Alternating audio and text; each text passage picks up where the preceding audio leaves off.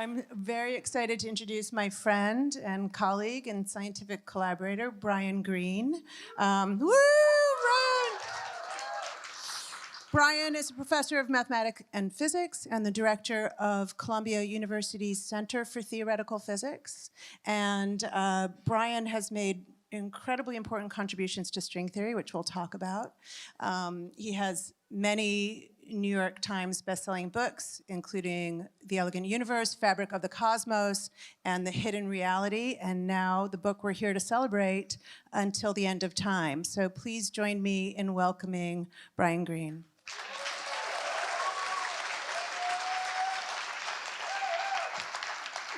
Brian and I often complain that we don't get enough of a chance to talk. So like this is the first time I've seen you in like 3 or 4 years. It's right? great. Yeah. It's ridiculous. So we're going to pretend nobody else is here, and we're just going to have like our own little private communion. So I do want to discuss, to begin, and I am going to speak on behalf of the audience for a second, because I would be remiss not to ask you about your contributions to string theory, but string theory in general. So one of the things I love about what you did with string theory is that your discoveries were unanticipated. And that's like the mark of some creative moment, when you make an unanticipated discovery. And so in the field, in physics, you're very known for that accomplishment, but also in the world for having being a spokesperson for this model of the world. And so I need to ask you, on behalf of everyone else, for a lightning primer on string theory. Oh, string theory, my goodness. So Albert Einstein, way back in the 1920s, 30s, 40s, 50s, dreamed of finding what he called a unified theory of physics, which would be a single mathematical equation, a single mathematical sentence, if you will, that would be able to put together all of nature's forces and all matter into a single tight package that would allow us to understand the workings of the universe from a very basic starting point. And he sought this unified theory till the very end. There's a famous story that he was on his deathbed in Princeton, New Jersey in 1955 and was still scribbling equations at the very end in the hope that he'd complete the unified theory, and he didn't. And string theory is our hope that we may have it. And in a nutshell, the new idea is simply that instead of the fundamental constituents being little dot particles, as we have long thought of them, the electrons, the quarks, the neutrinos, little tiny dots of no structure, the new idea is that they're actually little tiny filaments of vibrating energy, and the different vibrations of the string-like entity, the different notes, if you will, that it can play, correspond to the different particles making up the world. So everything is united under the rubric, if you will, of the music that these strings can play. That's the basic idea. And it's absolutely beautiful, and that description really conveys to you why it's so importantly unifying. So here you are, you're thinking about this incredible unifying idea, which really is, it's mathematically incredibly challenging, it's totally profound. You're basically saying, anything anyone has ever seen or ever will see or understand or think about or be is a score played out on the harmonics of these fundamental strings. And you lift your head up from the page, glaring at these stunning equations, and you look around and you say, what's it all about? Yeah. Like, that's like unnerving, because we're kind of relying on you. And well, our introduction, we heard what it's all about. I think we have the answer. I don't know who that guy was. Yeah. So you know, you're bringing us all this sense of meaning and import, and in all of your previous books and your previous work on string theory, and then you're like leaving us on the precipice, and you're lifting your head up and you're telling us you don't know what it's all about. So did you have like an existential crisis? What happened? You know, I think we all should have existential crises sort of all the time. I think it's good for the soul. But the motivation for this book was not really to say, I don't know what the answer is, even though I don't really know what the answer is. But it was to give a certain perspective on the journey toward an answer. And the perspective I take in this book is one that has gotten a bad rap, I would say, over many decades. it's a highly reductionist view of the world, but at the same time injecting the part of the reductionist program that often physicists give short shrift, which is the synthesis. You need to know what things are made of. You need to know what the fundamental laws are. You need to know the ingredients and how they operate, interact, and so on. But to tell a full story, you have to understand how the ingredients come together to build the structures of the world, be those molecules or cells or living beings or conscious self-reflective beings. And when you see all of those stories nested together in one narrative arc, to me, it gives a deeper understanding of where we came from and what's happening at the moment, and ultimately where we're going. And I think that's vital to the search for trying to understand why it is that we're here at all. So it very much feels like that. It very much feels like a rationalist's search for meaning. And you discuss the sort of many scales of meaning, and having sought meaning in physics, found it, but not found all of it, not found all the ways in which to understand it. We'll kind of march through some of the things that you describe, but there's something else, which is kind of the provocation of death that you talk about. Yeah. And you write so beautifully. You have a line, and I'm going to see if I can render it correctly. You say, in the ledger of birth and death, with entries more numerous than stars in the galaxy, we'll balance with dispassionate precision. In other words, we live, we die. And that will always balance.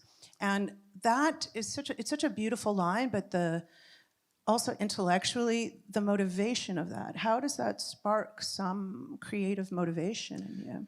Well, I mean, I can give my own personal journey toward that perspective, which is, you know, way back, I guess it must have been the 1980s, I encountered a book that had a profound impact on me. It was a book called The Denial of Death by Ernest Becker. I mean, just how many people are familiar with that book? Two, okay, yeah, two. one or two, yeah, it's fantastic. It's amazing how books that are so well known in one era can just sort of disappear as you go forward. But what Becker was doing was basically channeling the ideas of Otto Rank, who was an early Freudian, broke with Freud at some point, who, as Becker articulated, had this view that the real motivating force behind us human beings is actually the recognition that we are mortal. And we really are, as far as we can tell, the unique species on the planet that recognizes that we have these finite lifespans. And the question is, what does that do to us? And Becker's argument, which has now been carefully furthered by a whole group of social psychologists, is that we try to deny the possibility that we can be fully erased from the world. We try to leave some kind of legacy. It can be a real legacies, right? We build monuments, we build pyramids, but it can also be a symbolic legacy where we create creative work, or we have a family. I mean, there are many ways in which we feel that we can integrate our existence in a manner that will not be wiped out when we are gone. And the thing that struck me about that idea as I was studying physics alongside of it is, the more you study physics, you realize that there is a recapitulation of the death of the human being at the level of the universe.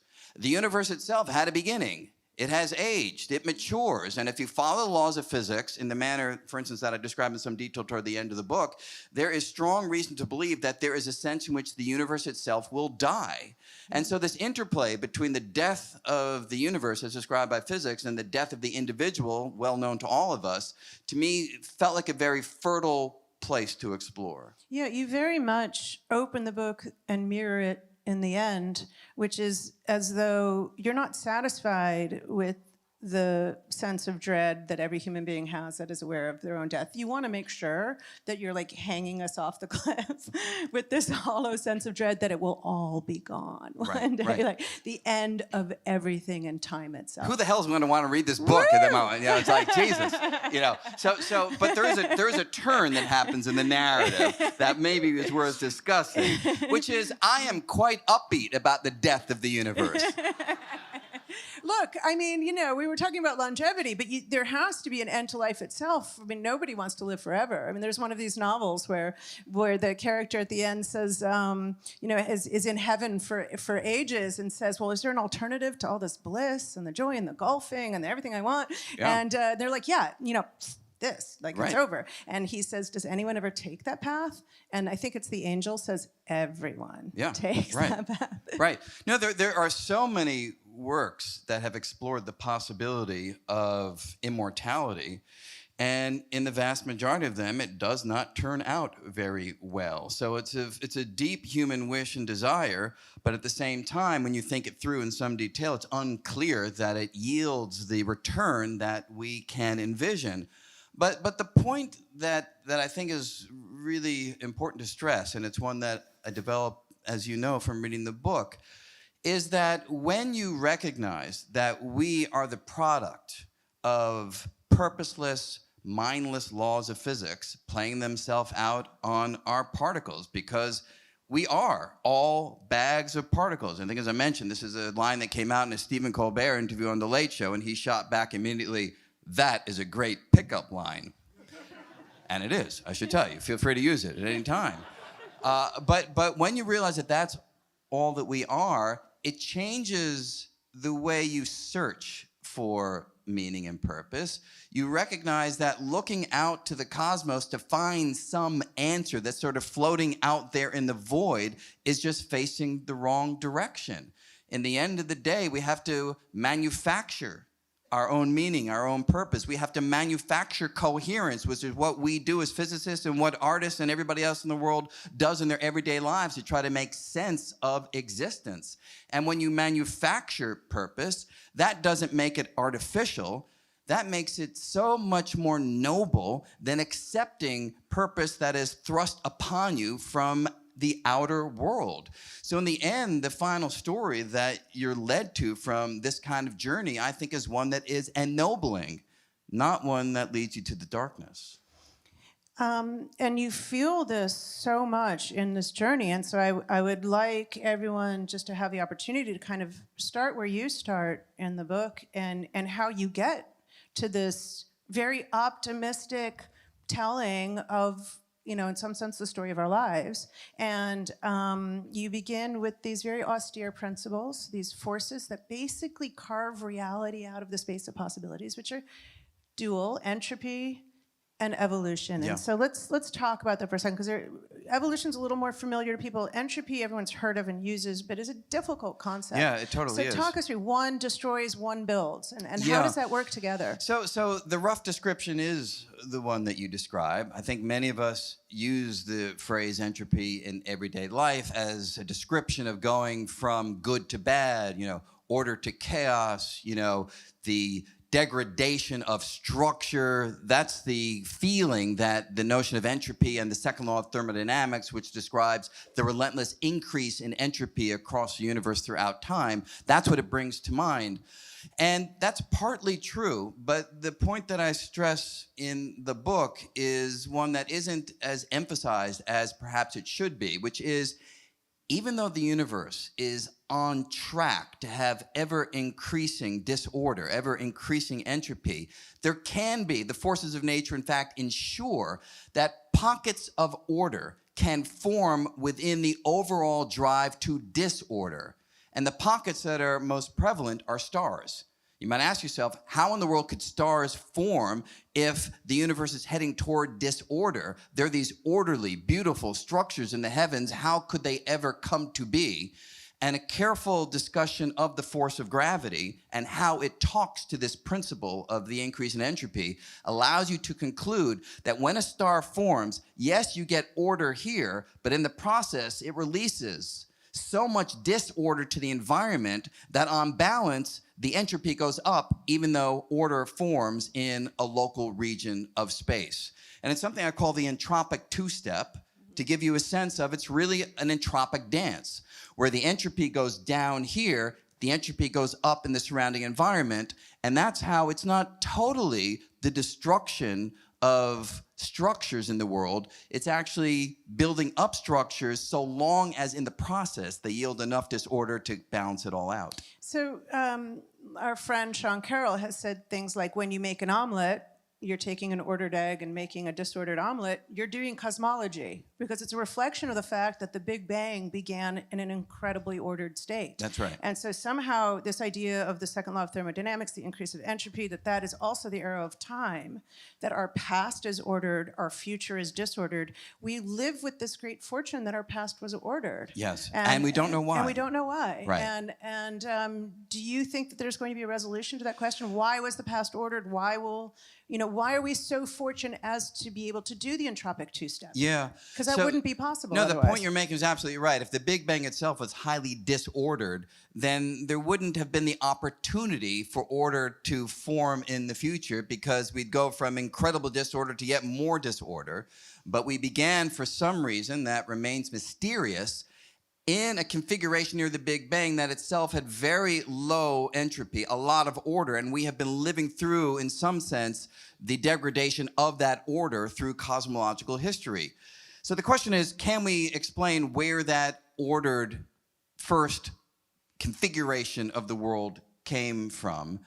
And I don't know. I've written papers on this. I don't believe the papers that I've written on them. They felt right at the time, but you rethink things and it's less convincing.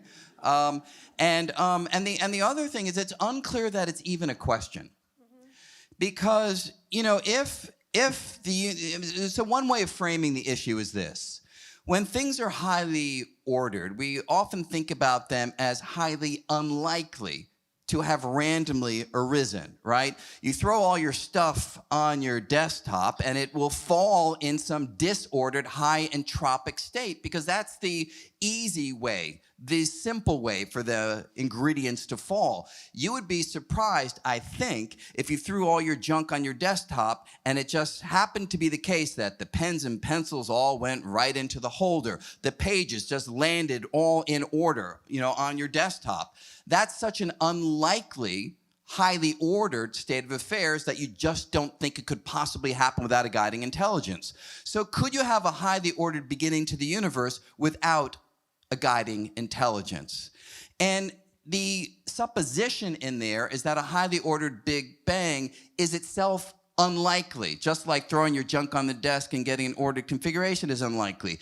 But is it really unlikely? If the Big Bang happened once, then there's kind of 100% certainty that it happened as it did, right? There is no other opportunity. It's not as though you are throwing darts at a wall and where the dart lands determines what the Big Bang was like.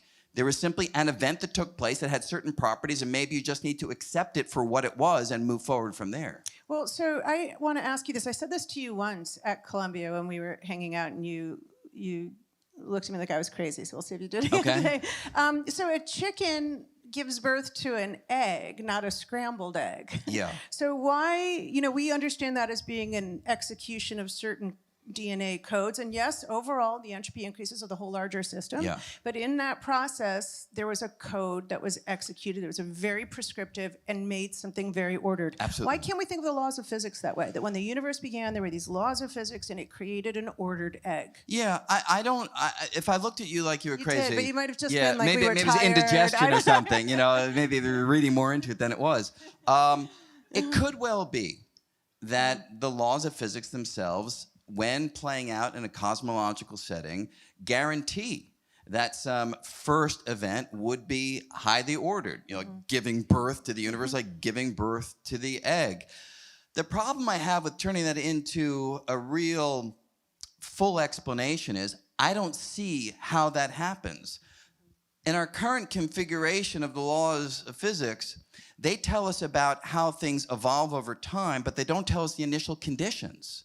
So is it the case that we could come up with laws that determine the conditions as opposed to laws that tell us how the conditions change? And that's the part of the story that feels Okay, I totally incomplete. love this. We're going to do this offline later. This is going to be really fun. This is going to be like a Gödelian setting its own initial data, like awesome. Good. We'll talk about this later. But then you bring us from the idea of entropy and evolution. And evolution you haven't really touched upon, but you will, I think, in this next step, which is the emergence of life. So somehow we get from these austere physical laws, or principles at least, to life. And that's a big leap. And life is incredibly ordered. Right. And has to do what you're describing, which is this kind of entropic two-step. So life is somehow maximized, or not, if not maximizing, exploiting the entropic potential of the universe. Yeah. So take us to that step of life. Yeah, well, I think many of us went, or certainly it was the case for me, when I first learned about evolution in high school, Mrs. Goldberg, I was in high school, I remember, it was all in the context of the framework within which Darwin and Wallace really wrote their initial ideas down, which is understanding the great wealth of species on planet Earth. And in that setting, we all know what they told us, right? In the descent from parent to progeny, there's descent with modification. And those modifications are such that some of the progeny are worse at surviving, and those are the ones that will be less likely to reproduce. Some are better at surviving. They're the ones that are more likely to reproduce and therefore spread that particular mutation widely through the genetic pool. Now, of course, that version of evolution assumes that life already exists. The question is, does evolution give us any insight, perhaps, into how life itself may have first gotten started? And there are versions of natural selection and evolution which have been developed over the decades, which do go further back. There is a version called molecular Darwinism. And molecular Darwinism is a kind of evolution of the universe in which you're starting with atoms and particles, and you recognize that once those atoms learn a very specific trick, once they learn how to replicate, make copies of themselves, that's not all that hard. If you have a bunch of atoms that are stuck together in a configuration and they're very good at drawing in the very same ingredients out of which they are made, they can form the template that copies that atomic configuration, that molecular configuration, yielding copies of itself. So once a collection of molecules learns how to replicate, then you're in an interesting situation.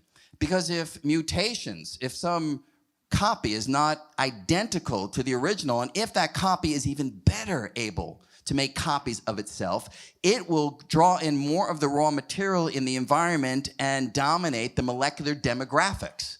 And if in that replication process you get another mutation that's even better at replicating, it will then take over. And indeed, you can have molecules coming together in even more complicated structures, and in that way making copies and holding on to information that allows them to not only make copies, but direct the creation of copies.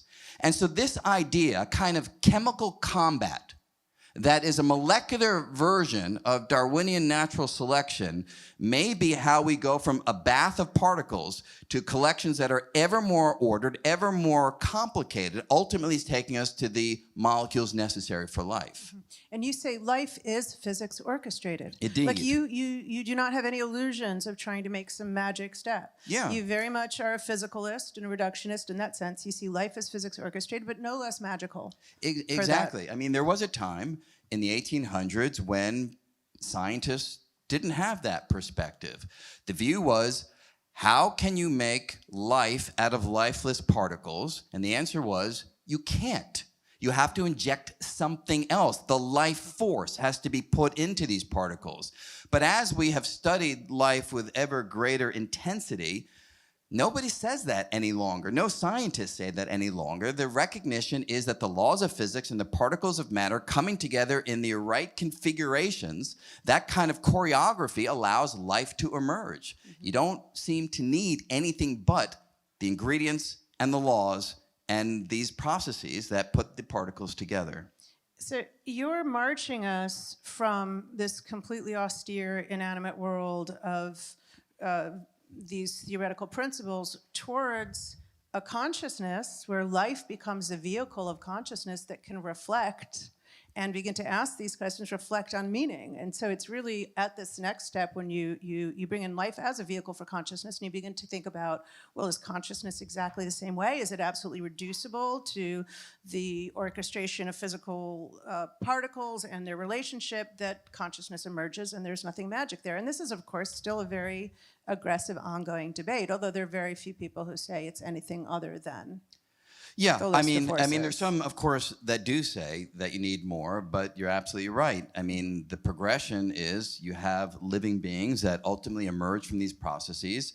Some of those living beings acquire some degree of conscious self-awareness, conscious self-reflection.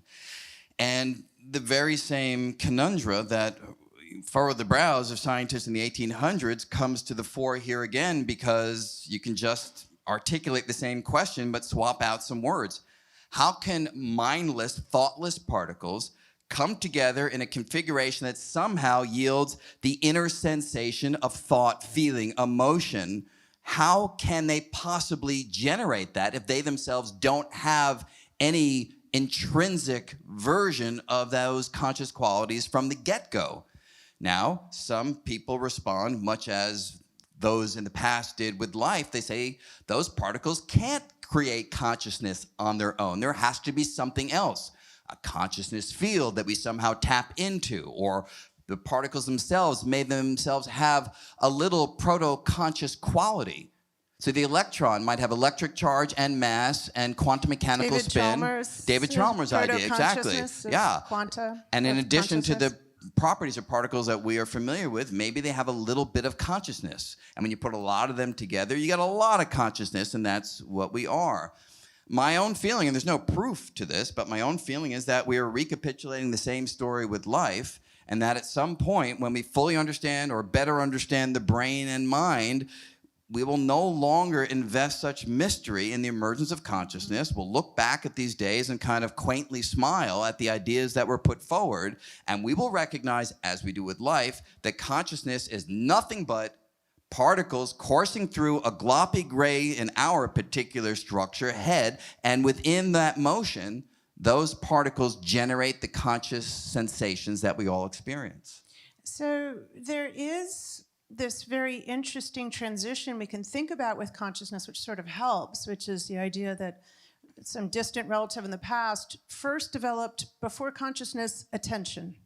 This idea of, maybe there was some worm that needed to decide between the heat or the light or the food, and began to develop a map of the external world. And this idea, I think, of simplifying or making a map of the world is a very interesting attitude towards consciousness, because it sense we're kind of overinflating it in some sense. Consciousness might be a consequence of our inability to analyze all the data, right? That there's just too much data coming from the outside. We can't possibly do it in terms of the number of the frequencies or the exact temperatures, but so instead we make an approximate map of the external world, and that's probably the first step. And then the next step is a map of the internal world. Yes, exactly. So one person has articulated a view like that is Michael Graziano of Princeton, and he has basically stressed the fact that we look out at the world, we see patterns, and we make models of those patterns in order that we can navigate reality. But those models are always imprecise, incomplete. And when we take that same idea and apply it internal to understand not only, say, what's happening inside my head, but as I look at you right now, I'm kind of trying to figure out what's happening inside your head too, right? Like, am I going on too long? Do you want me to do something? Yeah, right. And these are important things for us to do as a social species, so that we can engage in a manner. Theory of mind. Exactly. Theory of another mind. Precisely, right. But my map of your mind, as well as my map of my own mind, is incomplete, it's imprecise. And with that imprecision, we lose the full link to all of the physical processes responsible for conscious sensation, which is an explanation perhaps for why it is that it feels like that voice up here is floating untethered, is floating unmoored in our mind. The reason it feels unmoored is because we have this imprecise, incomplete map of what's going on, and we leave out the very ingredients that would moor it, that would tether it to physical processes. And that makes it feel so ethereal that we invest it with qualities that may, in fact, not be justified. So if we imagine an incredible AI that it's able to do all the computations necessary to understand the room in terms of every single bit of data that reaches it, would it need to develop consciousness? Would it need to think and feel and have emotions and? Yeah, well, need is an interesting question. Or would it at all? Would it, if it doesn't need to, would Darwinian adaptation suggest it wouldn't? Yeah, so it could simply be the case that when you have this kind of complexity And when you have a structure able to undertake the kind of information processing that we are familiar with each and every day, each and every moment of our lives, it may be that conscious self-awareness emerges as a byproduct of that kind of information processing. It may simply be the case that it has to be that way, that it can't be any other way, as this is part and parcel of the same system. Mm-hmm. And that really leads us to the very thorny concept of free will. Yeah. Because it's only with consciousness that you begin to reflect on having choices. Yeah. And you know, free will is a bitter debate and not a very popular concept anymore. And I do believe that also you are very skeptical about the existence of free will, but not totally about the idea of freedom. So start us with annihilating free will, and then we'll think about how to resuscitate some notion of freedom. Yeah. We'll like throw them a little buoy after we like drown them. Well, let me throw one buoy first. I'm happy to go to free will. I love to talk about that subject. But even just on consciousness, again, to my mind, when you describe consciousness in the manner that we have just now, I don't think that in any way diminishes consciousness. I've had these conversations. You know, I remember having an onstage discussion of this sort a couple years ago, and when this discussion of consciousness happened, someone in the back yelled out, "You're describing hell!" You know, and it's like, and I get it. Because if we're used to thinking of consciousness as this pristine, spectacular quality that we are endowed with from something magical in the external world, to frame it in a reductionist way can feel like you're flattening it. However, I think it's utterly spectacular that the very same physical processes that are responsible for this pitcher of water or the structure of this table is what's responsible for conscious self-awareness. How miraculous that collections of particles can do and think and feel what we do. That, I think, is the conclusion. It amplifies and elevates the wonder of it all. It doesn't take away from it. Now, to turn to free will, or if you want to... No, I was just going to say it's the reductionist's defense to say it does not take the shine off of the experience. Yeah. We are still conscious. We still feel it. It doesn't, you don't, by magically analyzing it in this way, annihilate the experience of feeling. Right. Now, when it comes to free will, though, I think we do annihilate it, you know. So it's not all holding hands and humming, you know. And the argument, you know, I think is quite straightforward, which is if we buy into this version of consciousness, we recognize that every decision, every thing that we thought we were the ultimate author of is, in fact, at the level of particles, nothing but those particles coursing through our minds and going this way or that, resulting in us saying either yes or no, or going left or right. And if the motion of those particles is nothing but physics articulated in the language of particles, if there's no place for us to intercede in the mathematical unfolding, and I assure you there's no place in the fundamental laws of physics where it says, keep on chugging along, but when you get to this point, ask the person what they want to do at that point. You know, there's simply no place for us to insert ourselves in the mathematical unfolding of physical law. And that being the case, there is no justification for the intuition that we are the ultimate authors of our actions, that we can somehow supersede the strings that are pulling us that are governed by the equations of physics. So that version of free will, which is the strongest one, that we are fully calling our own shots, we are the authors of our actions, we are autonomous, that notion of free will seems to be completely incompatible with our understanding of the physical world. So this is your line to Colbert when you said to him, you're just a bag of particles controlled by the laws of physics. Yeah.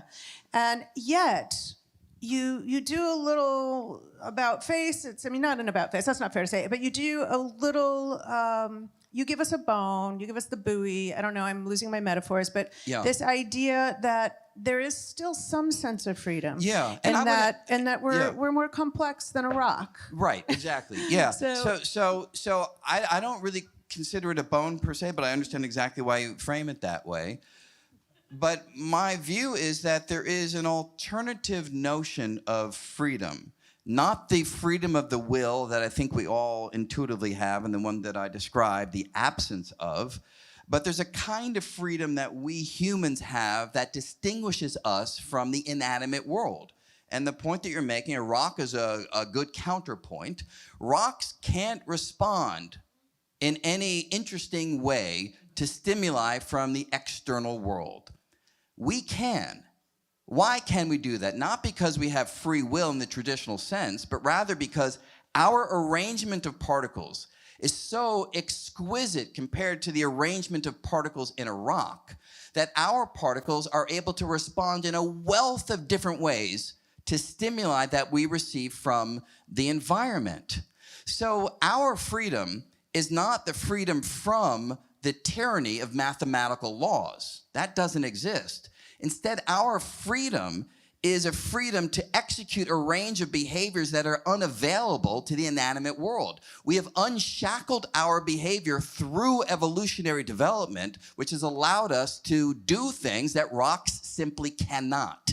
And I really do mean that as a substitute, not as a bone. I truly feel in my bones that this resolution is really satisfying. I mean, right now I just articulated a sentence. How do I view it? I say to myself, my particles just, they came together and they got that sentence out, and I'm really pleased that they did get that sentence out. And thank goodness for those particles doing, the good thing, doing the good work. And there's a gratification that comes with it. It's a little different from the kind of gratification from free will. But I feel responsible for my actions because, heck, it's my particles doing it. Yeah, it's the laws of physics that are guiding it all, but who cares? Fundamentally, it's me because I am impressing my individuality on what I do because my responses to stimuli are highly iconic to me in the particular arrangement of particles in my brain, as it is for everybody else. Now, this reminds me a little bit of this theory of mind question that you raised earlier. You're trying to figure out what I'm thinking. I'm trying to figure out what you're thinking. And I look at you, and I don't have a perfect theory of other minds. And so to some extent, I have to attribute to you the kind of freedom that you're describing simply in my uncertainty of being able to reduce to the mechanics of the particles and the arrangements and the interactions in your mind. Because of that, I'm left with a complexity so vast and a range of options so vast that the rock doesn't have, that I ascribe to you a sense of freedom. Yes. And so I guess I want to ask you, in the same way that you do to yourself, for the same reasons. And I guess what I want to ask you is, are you to some extent saying that the illusion of free will is equal to this variety of freedom that we can live with? Yeah, I don't know if I need to equate them. And I rather would describe them in terms of the role that they play in my thought process of how I am in the world. And I'm willing and feel forced to jettison the intuition that I have free will, but this other variety of freedom feels really good to me. So I don't consider them to be the same or equal, but this latter version of freedom makes it such that I don't pine so much after the old version. So you really are marching us towards even being able to frame the question of what is the meaning of life to some extent, and the next step is really the development of language and storytelling in this march. And you reflect on the Darwinian explanation possibly of language, and you kind of take it and leave it, and you take it and leave it. But I think it's interesting to reflect on a scientific explanation for the emergence of language, but even more of storytelling. Yeah. And then does it matter if we understand the Darwinian explanation one way or another? It's a good question, and it all depends on the kinds of mysteries that excite you and the kinds of mysteries that you hunger to have an explanation for. And one of the mysteries that has certainly captured the attention of a community of researchers, and one that certainly has captured my attention, is why in the world after we develop language, and there are many theories of where language comes from, and as I describe a number of them in the book, but there is reasonable evidence that language has evolutionary utility, right? We are able to communicate, we can coordinate actions, we can do things more effectively as a group if we can speak to each other and communicate. So imagine that language plays that role. But after we have language, why in the world would we start getting together and telling each other fictional tales of non-existent beings in realms that have no relevance to the real world? Why would we spend time doing that? That's an interesting question to explore. Yeah, so storytelling is really the contrary. You and quoted, fictional storytelling in particular is, it strikes you as, why wouldn't they go out and sharpen some spears as opposed to talk about demigods? I mean, why wouldn't they gather more fruit and nuts as opposed to, spending all this time where both members of the conversation know what they're talking about is utterly false from the perspective of alignment with things in the outer world. And do you feel compelled by an adaptive explanation? Well, I do. I mean, it's highly controversial, and you're entering a realm where people can make up all sorts of just so stories that you need to be skeptical of, because you're entering a realm where it's not as though we can go back and think and interview those folks who were telling the first tales and figure out why it is that they were doing what they were doing. But nevertheless, there is an interesting idea that researchers have developed that storytelling prepares us for challenges in the real world in a very safe way. Much as ethologists, right? Play among animals, widely documented as rehearsing, practicing for encounters in the real world, right? Some play is very rough. Hopefully the animals don't get hurt, but they're preparing themselves, it appears to be the case, so that when they're in a real fight out there in the real world, they have practiced certain kinds of moves and responses. We may do the same thing with fictional storytelling. We may enter a whole realm of distinct worlds and encounter a realm of distinct personalities and deal with a whole range of distinct challenges and problems, all from the safety of storytelling, as opposed to going out in the dangerous world and having to encounter these situations in order to gain the practice and expertise and nuance and response that storytelling can give us. It's kind of like theoretical physics versus experimental physics. I think you say, you say math allows us to commune with other realities, and language and storytelling allows us to commune with other minds. Yes, it's the deepest way for us to get inside the head of another. And another way of saying it is this, if you imagined a group of individuals, say, some other species of humanoid form on planet Earth, and imagine that they were completely rational. I mean, maybe in the Vulcan sense, if you don't mind me invoking, an old Star Trek, trope. So imagine you have these individuals, and all they ever do is the sensible thing. Right? They never tell fictional accounts, a waste of time. They go out, they get the food, they sharpen the spears and so forth. Now, if they were in competition with individuals like us who do these wild things where we make up ideas and we pursue these crazy, which would be the better dinner companion, right? You have the Vulcan over and all they're talking about is the molecules and atoms in the tape, and you're like, I'm not going to invite that person again, right?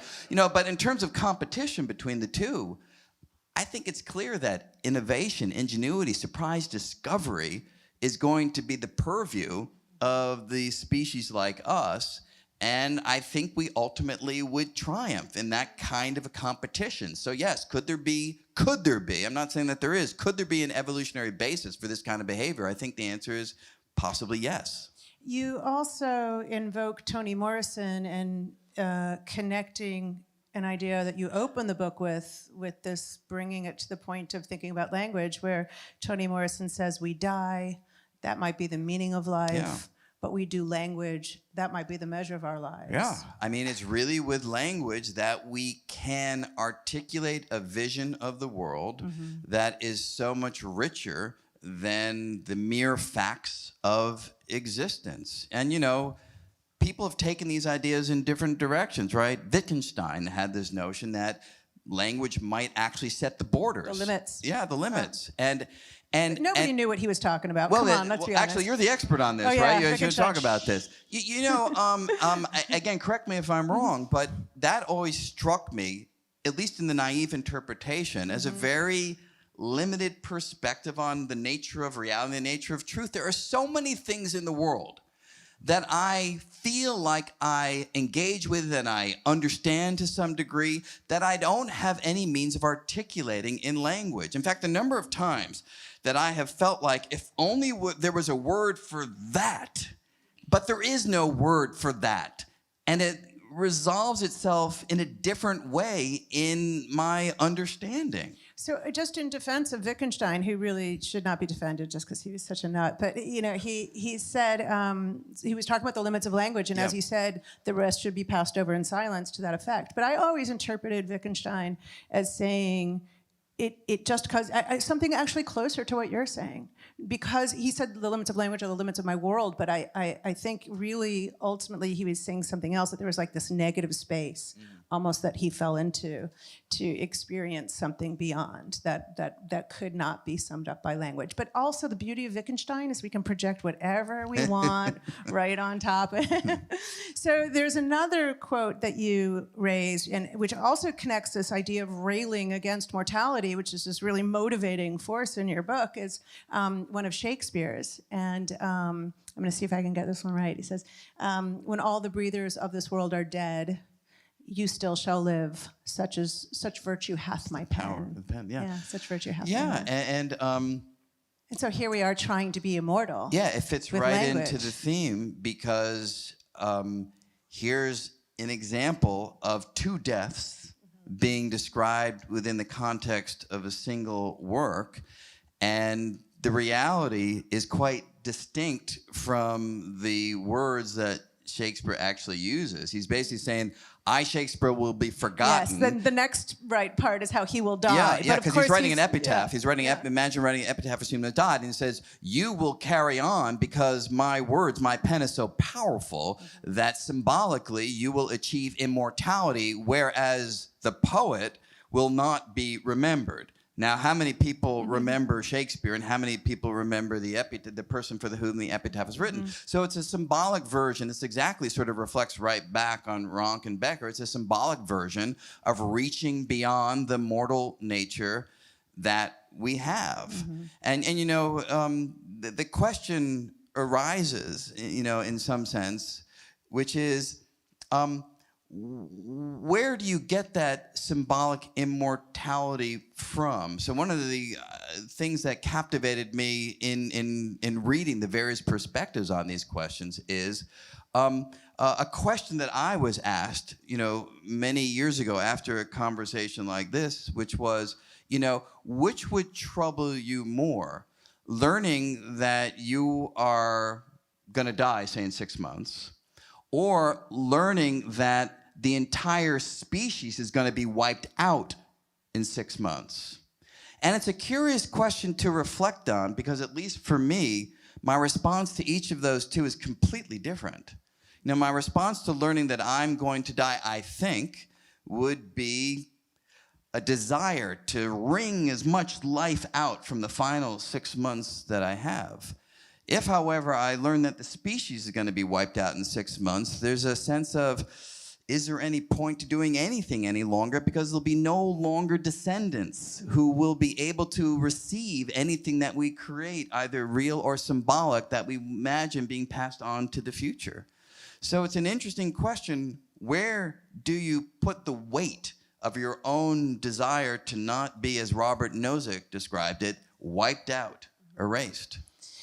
And that brings us in this sort of pilgrimage to thinking about myth and religion, which you describe to some extent in your own sort of intuition as being railing precisely against oblivion, to mollify the anxiety of understanding our impermanence. Yeah, I mean, exactly. I mean, there's a sense in which every religion, as Stephen Jay Gould noted, that every religion began with a recognition of our own mortality. And it's not the only role that religion plays, but a powerful way of dealing with the recognition that your time is finite is to imagine that it's not finite.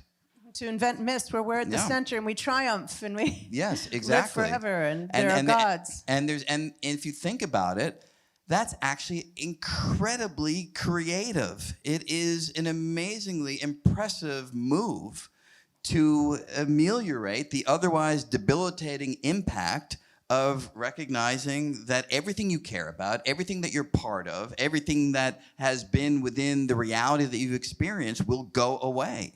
How do you deal with it? Imagine that it doesn't. Now, I'm going to, but by the way, he's going to tell us it does. Sorry, but we'll get there. But I do want to ask, are you a religious person? It depends exactly what one means by religious person, and I think you probably anticipated that would be the answer that I'd give you. I don't consider myself a religious person in following the dictates and the dogmas of any specific religion, right? I mean, you know, I was raised Jewish. I don't practice that religion in any systematic manner, but I certainly do consider myself to be a spiritual person. And by that, I simply mean I think there's great value in not just trying to understand the external world, which is pretty much what we have done with our lives, trying to understand the basic laws and the particles and cosmology and things of that sort. But I think there's something deeply important and wondrous of turning that lens inward and trying to understand our own inner world, our own inner experience. And I consider that to be a spiritual quest to figure out how we're part of this reality. So in that sense, yes. I mean, you also describe, both with language and with myth and religion, these narrative layers that give you a higher level truth within the rubric of being a physicalist. Exactly. And so I also wanted to ask you, because I know that you have this unusual relationship with your brother where you've become this very influential theoretical physicist, and your brother is quite a religious person. Yeah. Very much in the sense of doctrines that are adapted from history. Yeah, I don't know if he's actually here at the moment. Is Joshua, are you here? Joshua? Maybe not. Good. Okay, I'll talk more freely.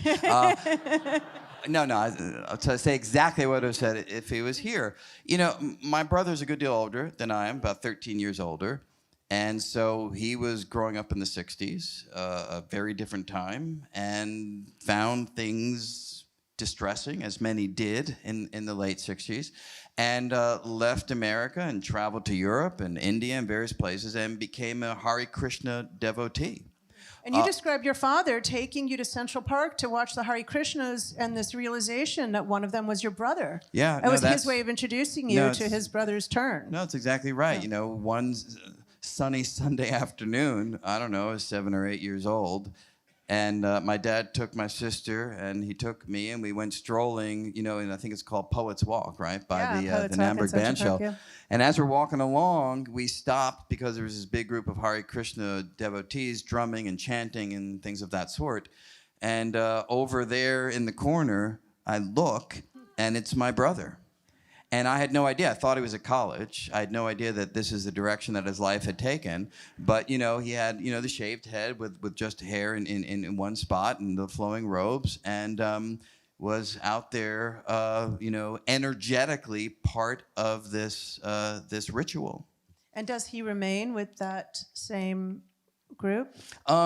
He does, and it's been an interesting and curious and long journey. I mean, there were times, you know, when my brother would visit my father at, you know, the apartment in Manhattan, and ultimately came to the conclusion that he couldn't visit any longer because he couldn't bear to be in the room with somebody who was not a Hare Krishna devotee. That's how it was in the early days.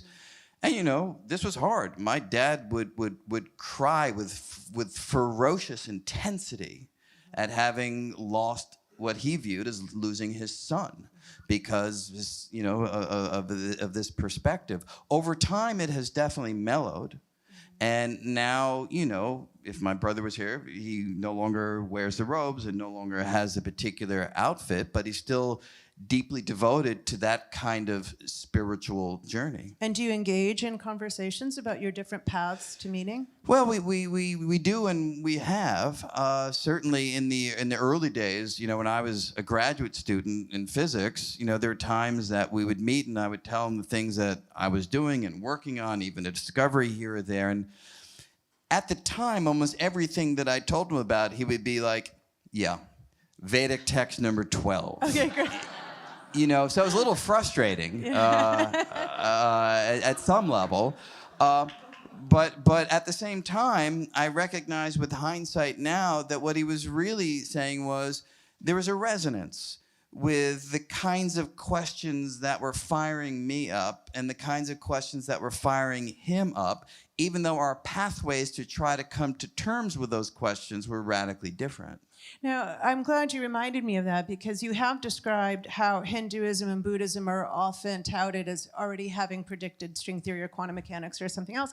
And you have a very good response to this, I think, in particular in your conversation with the Dalai Lama. Yeah. And so I'd love for you to have a chance to address that, because it is a question I'm sure you often get. Wasn't it already predicted, quantum mechanics and all of modern physics in ancient texts? Right. So there actually was an event some years ago down in Texas where I was doing an event with the Dalai Lama, and I had the opportunity to ask him some questions, and one of the questions I asked him was precisely that, which was, I said, look, there's so many books out there which claim that Eastern traditions have long ago come upon the insights of modern physics, and do you think that's true? And he just immediately answered with complete honesty and said, I do not. He says, when it comes to figuring out the deep nature of reality, it is you guys, it is the physicists that we need to follow. And we are happy to update our understanding of reality based on the discoveries that you make. At the same time, he said, when it comes to consciousness, we have much to teach you. And that's the domain in which the insights from our practice can give incredibly deep insights into the nature of self-awareness.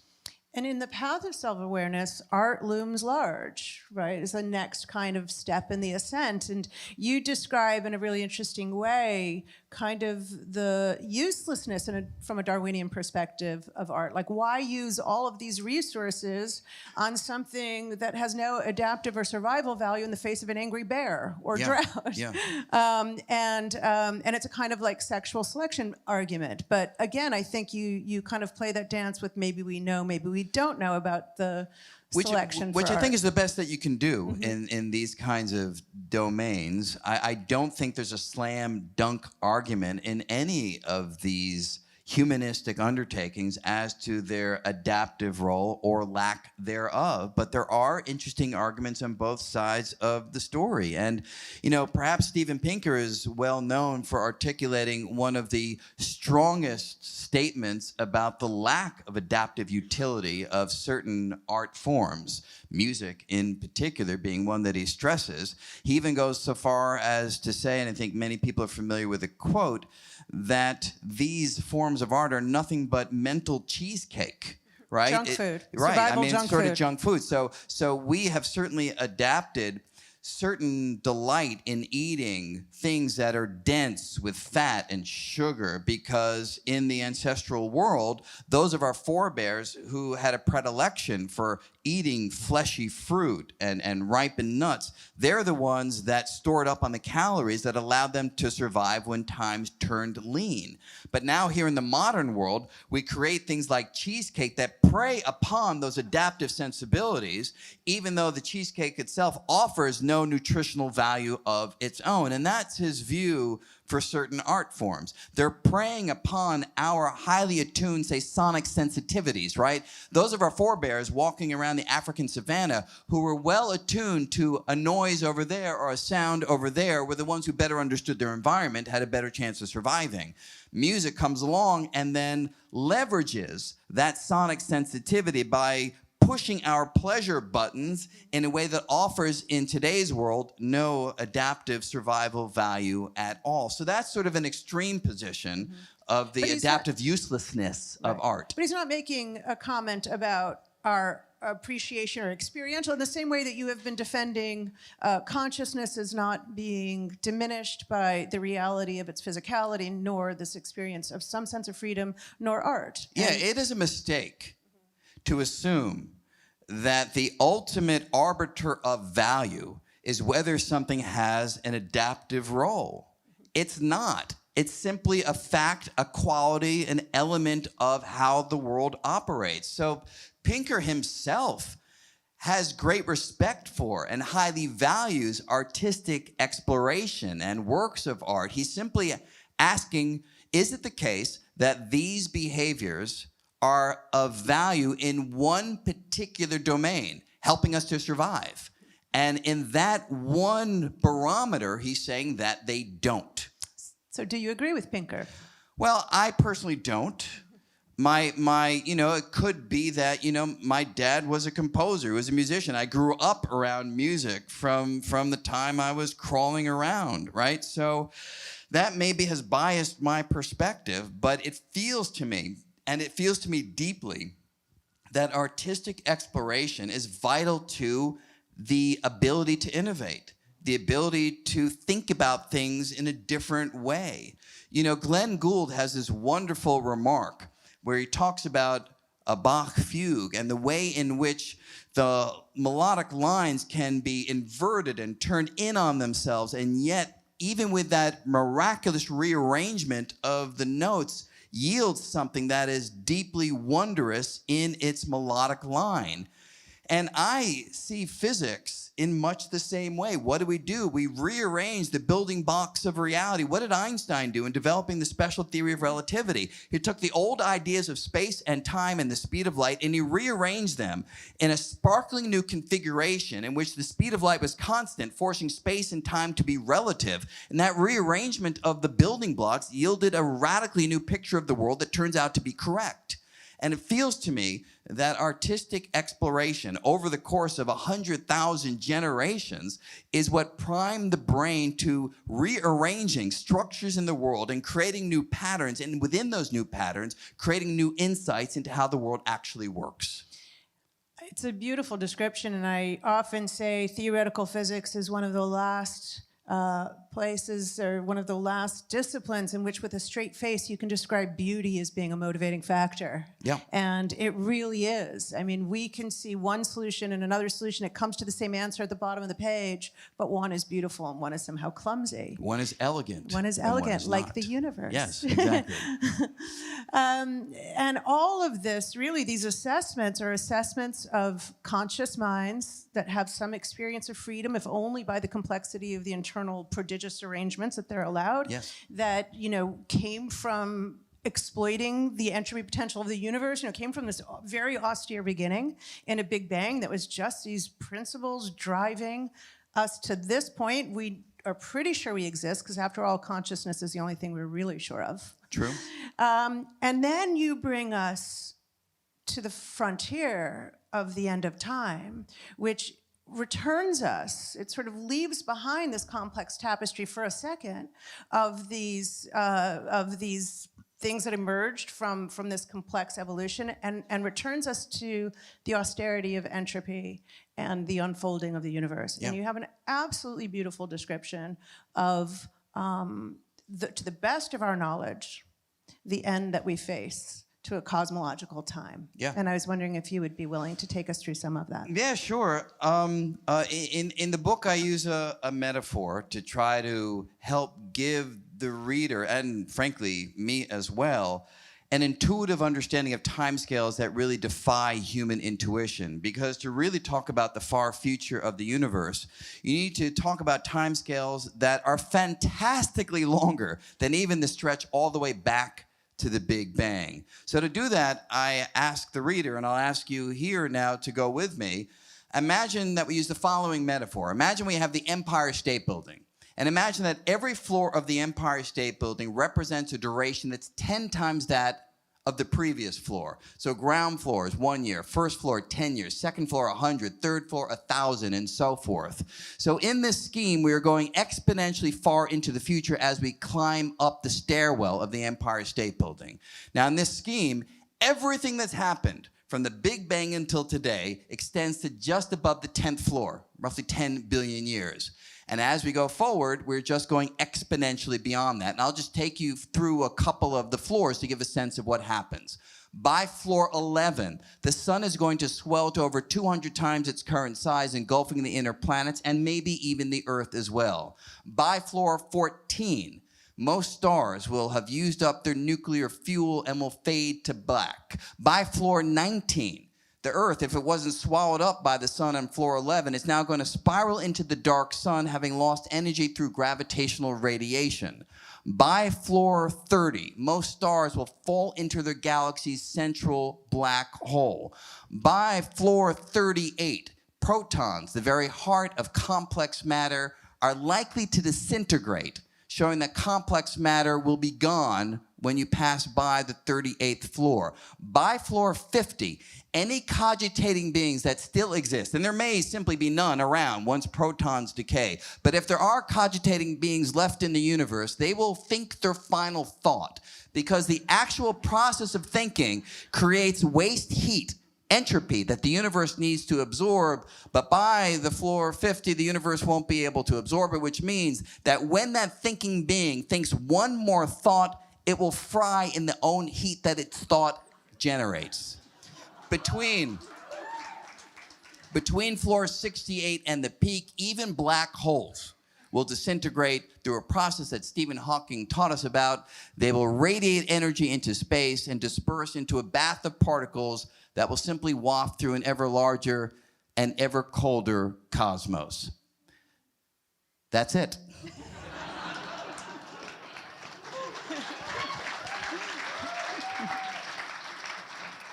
So this really is the apex of the journey, the idea that not just do your particles cease to be organized in your particular way, but that ultimately the entire universe actually has an end where thought cannot be anymore. Yeah. And I think it's very much embedded in your title, Until the End of Time. You say something to the effect that it's a noble charge that we have to try for ourselves to find meaning until the end of time. Yeah. Because after that, shrug. Shrug, but there's also one little epilogue that's perhaps Yes, worth as a please. footnote just to bring up. When you have all these particles floating in the void, and when you have virtually unlimited time for them to meander around the cosmos, there is something weird that on occasion can happen. Those particles can slam into each other and sometimes stick together in groups of 2 or groups of 3 or maybe even groups of 4. Sometimes they'll disperse, but sometimes they'll continue to group into ever large configurations. There is a non-zero chance that those particles can come together to yield a particularly interesting structure. A human brain floating in the void, imprinted, say, with the thoughts, so let's say it's my brain, there's actually a non-zero chance that if we wait long enough, my brain will reconstruct out there in the void. And if that were to happen, that brain would think that it's having this conversation right now, even though that brain had no history whatsoever because it just spontaneously formed out of the motion of particles. So there is a bizarre way in which thought may be resurrected over fantastically long timescales. I should just say what the timescales are.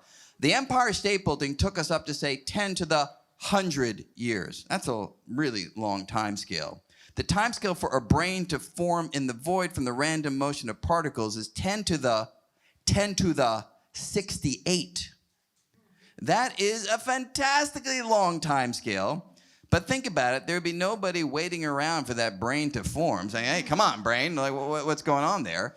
And therefore, if you have a virtual eternity, these weird things may possibly happen. You also raise the subject that if the universe is infinite, and we won't even go near the multiverse, that actually, they're called Boltzmann brains, Yeah. that the number of Boltzmann brains will exceed the number of what we call ordinary brains. Yeah, that's quite existed. disturbing. That's quite disturbing. Because if I were to ask anyone in the audience, excuse Are you me, a miss, Boltzmann brain? Yeah, well, I say, where did your brain come from? And you say, that's a little personal, but I don't really mean it in that sense. You know, your brain, you would tell me, emerged, you know, when you were born, when you were conceived, and you'd go through the whole lineage, you know, your parents and grandparents and so forth, and you might take us right back to the Big Bang. That might be the story you tell of where your brain comes from. But as Janna just mentioned, these weird so-called Boltzmann brains that form out of the random motion of particles, they can happen for a near eternity, while your story only holds water between roughly the 1st and the 10th floor of the Empire State Building. Or maybe let's go to the 30th floor to be really generous in our assessment. Beyond that range, there simply aren't the particles to yield the kind of story that you just told, which means sheerly based on probabilities, there are so many more Boltzmann brains out to eternity than there are brains that form in the traditional manner that you described, that if you're rational and think just about the numbers and probabilities, it's far more likely that your brain just formed out of the void and thinks it's having these experiences. So the story you told was really beautiful and quaint, but it has no basis in reality if you allow for these brains to form in the void, which is a very disturbing conclusion, even to physicists, I should say, because it undercuts rationality itself. If my brain could possibly have just formed in the void, thinking that it studied quantum mechanics and general relativity and thinking that it understands the data that supports those theories, but if all that is wrong because it never happened, then I can't trust even the very laws that lead us to conclude that these brains should form in the void.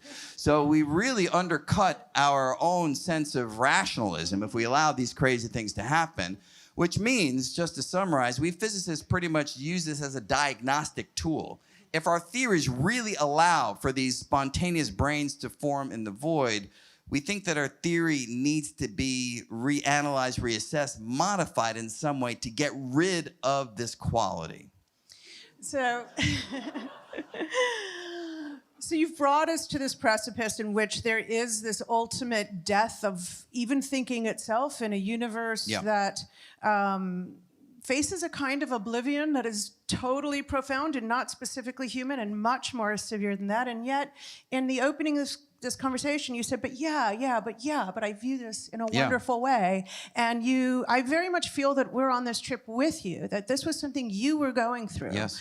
And you come to this point where you describe your own kind of epiphany, this moment where you felt this calm connection. And you described a feeling of gratitude, like for experience itself. Yes. And I think that would be a beautiful place to hear you close this trip. Yeah, well that is a good summary. Again, because when you recognize that we are the product of these laws that have no purpose, they have no meaning, they're not endowed with anything beyond the mathematical qualities that they have.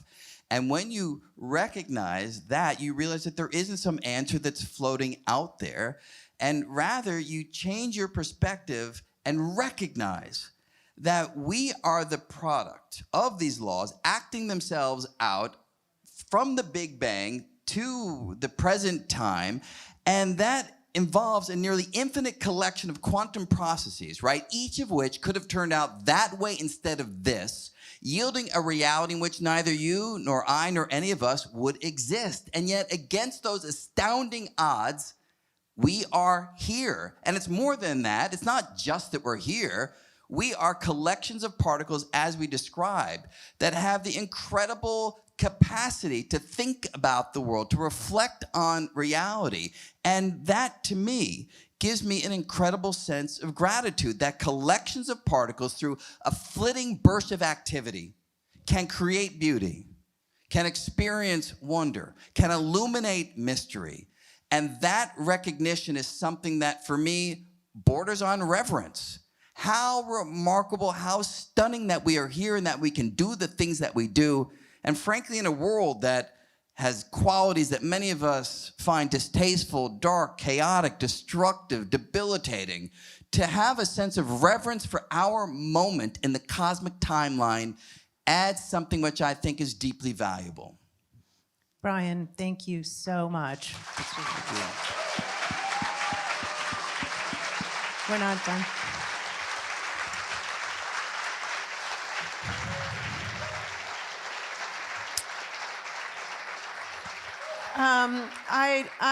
I'm so thrilled that we've had Brian here, and I got to hog the conversation, and we want to give everyone a chance to ask some questions. So let's just keep those mics moving. We'll do about 10 minutes of questions. Keep those mics moving. If you have a mic, ask a question. As soon as you're done, pass it on and move that mic to somebody else. Yes.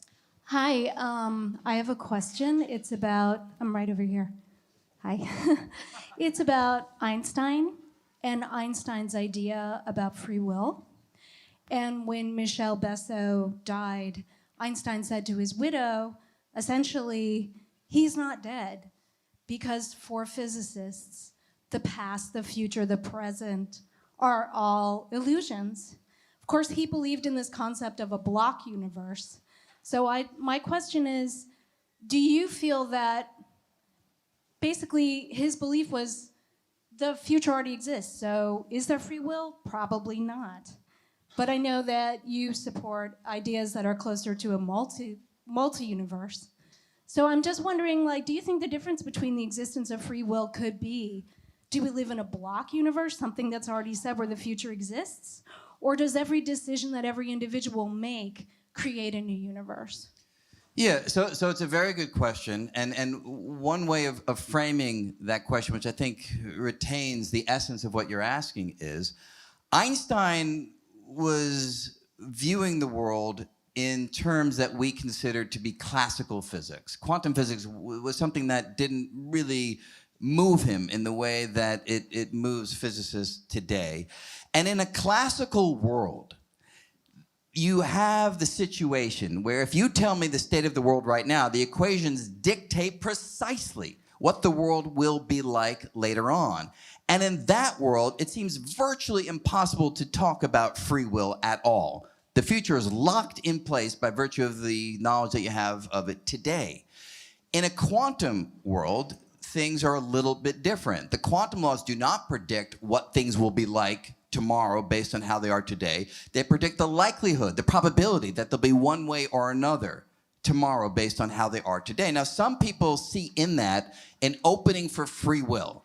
They say, aha, it's the choice, in some sense, of the outcome. That's where we're able to intercede in the unfolding. And the problem is that's utter nonsense. Because the way quantum mechanics works is the outcome from the realm of possibilities is a random choice that comes out of features of the world that we don't even fully understand right now, but we know that it's not something that comes from a volitional decision. So if you learned that the way your particles move was, say, governed by somebody flipping a coin backstage, would that probabilistic freedom give you a sense of autonomy? I don't think so. That's not what we mean by autonomy. That's not what we mean by free will. And therefore, the real way of framing this problem, from my perspective, is not whether you're in a classical or a quantum world. It's not whether you have deterministic laws or probabilistic laws. The issue is, do you have laws? Is the universe lawful? Does it progress from here to there by a lawful progression? And if the answer to that question is yes, and I think most physicists, and I think most people who think deeply about it, think the answer is yes, then there is no room for the traditional notion of free will, because you cannot intercede in that lawful progression. Excellent. Do we have another mic question? If you got the mic, feel free to speak. Hi, everyone. My question, first I'm going to say I spent an hour on the phone with a quantum mechanic in Australia I went to school with. And his question for you was Peter Brock correct? And I thought it was a joke because Peter Brock was a race car driver. And now I've been listening. You have to look him up. Okay. So the quantum mechanic is his name is Rob Proctor. He's based out of Narromine, Australia. But my question is, I geek out on blockchain, and it's a bit off topic, but could we use blockchain to travel back from the future? Well, I'm going to leave this to Janna. Oh, thanks actually. a lot, Yeah, man. yes, you. No, I'm throwing it back at you, but I'm going to rephrase it. It doesn't matter if it's blockchain or anything else. The question ultimately is there any mechanism by which we could travel backwards in time. We know we can time travel, and then you often point this out. We know we can travel into someone else's future Yes. through special relativity. We know that that's absolutely possible, that you and I could part ways and travel at different speeds near different black holes, and I'll come back into your future, and we'll have lost sync. But the question, can I go into my own past, is actually one that Einstein thought about. Yeah, I think Einstein and many others have thought about this. And I think the fairest statement is that there's still a possibility that you could travel to the past. People have actually proposed mechanisms by which you could do that. Usually the most prominent one involves wormholes. Wormhole, you may know, is a tunnel from one location in space to another. It's kind of a shortcut through space. If you move the mouths of a wormhole, the openings lose synchronicity with each other, and then you're no longer just traveling from one position in space to another position in space. You're moving from one moment in time to another moment in time. One direction is going forward in time, the other direction is going backward in time. Although the mathematics in principle can work, I think most physicists believe that you could never realize this in the physical world. First of all, we don't know if wormholes are real. I mean, they're in Deep Space Nine and other, so many sci-fi films. We don't know if they're actually real. We don't know if you could actually traverse a wormhole. So wormholes might be real out there, but you can't actually travel through them in the manner that you imagine with a tunnel. So I think most physicists would say that when we understand the laws of physics more fully, travel to the past will be ruled out, but there's still the door is open a crack, I think is the most fair way of describing it. Right, so there are chronology protection conjectures which assert that exactly that when we fully understand the laws of physics, that will be disallowed. But there are also stories, and I think Feynman told one of the great versions of the grandfather paradox, where a grandson goes back in time, kills his grandfather before his father was born, and therefore could not have been born to go back and kill his grandfather. But you can try to make it, since there is no free will anyway, that the stories are totally self-consistent, and nobody can execute a task that's inconsistent with the laws of physics. Right. So that even if you can go into your past, you simply won't be able to kill your grandfather. You might graze him, which makes him kind of psycho, which makes your father not so good, which makes you want to go back and kill your grandfather. Right. And as long as it's consistent, everything's fine. Right. Anyone else have a mic? I had a question about Schrodinger. He was trying to reconcile biology with physics, and I thought that some biologists thought that was sort of problematic. I've heard a lot of biologists refer to biology as sort of the messy science, and that physics doesn't really explain everything in biology. And then also, in terms of biology, you talk a lot about natural selection, but some biologists are talking about sort of survival of the luckiest now, that there isn't actual such utility to a lot of the traits that... Now, in your book, you make reference to Schrodinger's book on life. Yeah, Schrodinger wrote a book, called What is Life in 1943, based on lectures that he'd given the previous year, and he was one of the rare physicists who was willing to move outside his domain of expertise and try to use physics to address questions that other scientists have been pondering for some period of time. So I think now, as we reflect back on what Schrodinger said, he got a lot of things wrong in that book. It was the 1940s. It was before the discovery of the structure of DNA.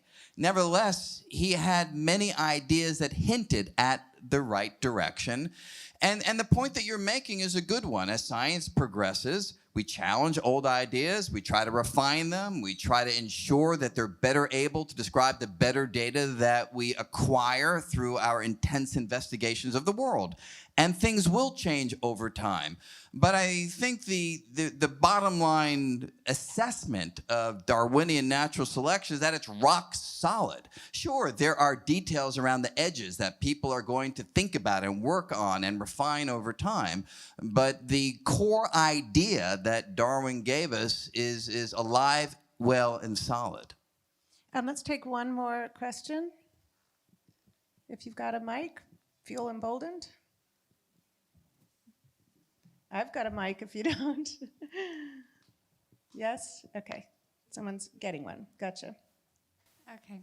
This is maybe a weird question. So if the structure of things from macro to micro is really kind of similar, from universe to galaxies to solar systems to heaven and earth, and having countries and cities and those families are made of people, and people are made of molecules, and molecules are made of atoms. Couldn't we all be tiny, conscious particles within a live, evolving universe, instead of, like a god and a religion, and maybe that's the tethering life force? Have you seen Animal House? It was an. We like it high and low here. High and well, low. that question was asked by the frat boys. Oh, okay. Could we be in the fingernail of some giant being? And you know, the answer. I think one way of thinking about an answer to that question is, we as scientists look out at the world.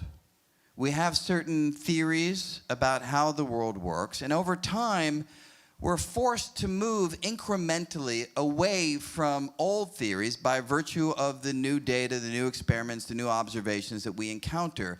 But we're fairly loath, however wild the ideas that we may have discussed here tonight, we're fairly loath to move to a place that's not dictated by an observation, by a measurement, by a mathematical equation emerging from ideas that themselves have already received a mountain of experimental support.